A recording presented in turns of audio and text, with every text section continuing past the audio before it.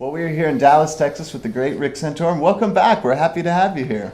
The great Rick Santorum. The great. Wow, thank you. That's thank your. you. That's well, your, you're sort of in the sports things. Everybody's the great. Everybody's great in sports. I mean, if you're talking about them in sports, they're by definition great. Otherwise, you wouldn't be talking about them, right? That's true. So using that term is so I'm comfortable in that framework then. Yeah. Well, great is a good description, and it's a good title to have, and hopefully a title previous to president. Well, we'll see.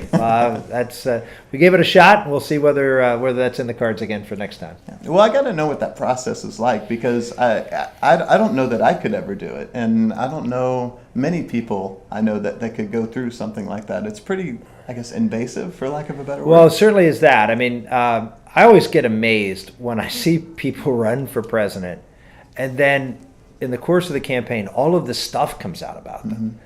And I'm thinking to myself, didn't you know that? I mean, everything you've ever done. I mean, if you picked your nose driving the car to work one day, you're gonna see it. You're gonna see that picture. Everything you ever do is gonna come out, and so be ready for it.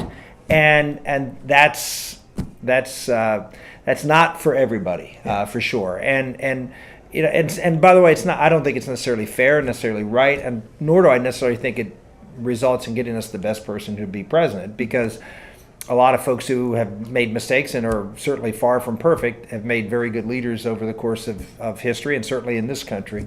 But that's sort of where we are, and you're going to have to you do have to go through a very invasive and very difficult procedure, not just for you, but the toughest part is, to be honest with you, is the family. I mean, it's just it's as difficult on the family, and the things that go on in the social media in particular are horrendous when it comes to families. So it's a tough decision for people to make, to expose themselves to that. Yeah, and what do you have to say to your family? Because I know my father was a pastor, so we got the speech of about how we can't answer the phone and those kind of things. Yeah. But when you're under that kind of microscope, that's got to be even worse, especially not, like you said, with social media. Yeah, I mean, the old saying, don't ask for permission, ask for forgiveness, I think goes a long way. It's not necessarily. I mean, we certainly, when it came to running for president, or actually running for any office, Karen and I talked about it a lot, and it was a family decision. But I will tell you that of the entire family, only one person in my family encouraged me to run, and that was my 14-year-old daughter, Sarah Maria, and the rest of the other kids, Karen, were not in favor of me running, and yet, I mean, I just felt like that's what I was being called to do, and so I just said, okay, look, I respect that. I'm going to continue to go out and sort of feel this out. Give us both time to sort of think about it, pray about it, and determine whether this is the right thing to do. And by the time we got to the sort of the critical point in the spring of 2011. I think everybody was pretty much on board that's what we should be doing, in spite of the fact I was sitting at 1% in the national polls, and no one was. I mean, there were polls coming out then in fact, all the polls coming out then didn't even have me listed as even though I was clear about my potential of running. The pollsters didn't even bother to add my name to the list. So it's not like I was getting a lot of affirmation out there to do this. But it was pretty clear, at least in our family, that was what we needed to do. And it's possible you could do it again. Possible we could do it again. The first time is hard. Right. You learn a lot going through this process, and you certainly build a base of support out there across the country, and particularly in some of the early primary states. That's the advantage.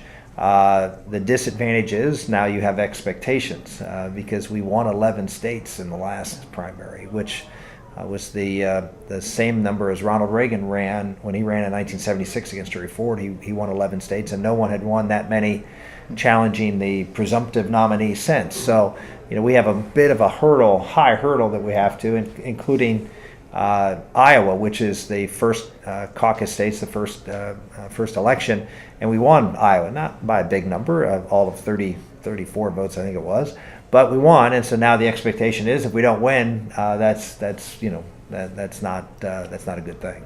Yeah.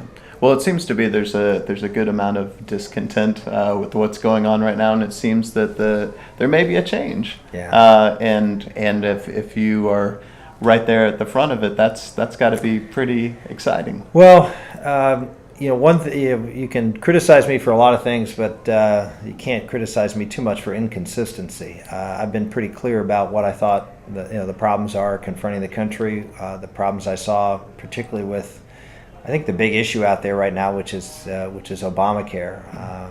I wanted to make the 2012 election about Obamacare, and we elected someone or nominated someone who didn't want to, and I think the results show for themselves that was a mistake, and it was a mistake, in hindsight, but it's an opportunity going forward. The American public has seen firsthand how big government can just really mess things up and cause real havoc in people's lives. And by and large, most Americans don't interact a whole lot with the federal government on a daily basis. They don't deal with regulatory agencies. I mean, I don't. I mean, I don't, deal with any regulatory agencies on a daily basis. But if you're in a business and you're trying to create jobs and you're trying to, grow the economy, unfortunately, you do have to deal with these regulatory agencies, and they are very, very difficult and make it almost impossible to make a profit. And now average citizens are having to deal with what business people, job creators in this country have had to deal with now for the past, not just 4 or 5 years, but frankly the past 20 or 30 years. Mm-hmm. And they're seeing that, hey, this idea of government getting bigger and doing more things for us is not a good thing, and it doesn't work very well. It's not efficient. It's not effective, and it costs money, and it gives us a lower quality of, in this case, health insurance at a lot more money. And if you extrapolate that out over what government does overall, you get a sense of what I think is the potential to turn this all around in 2016.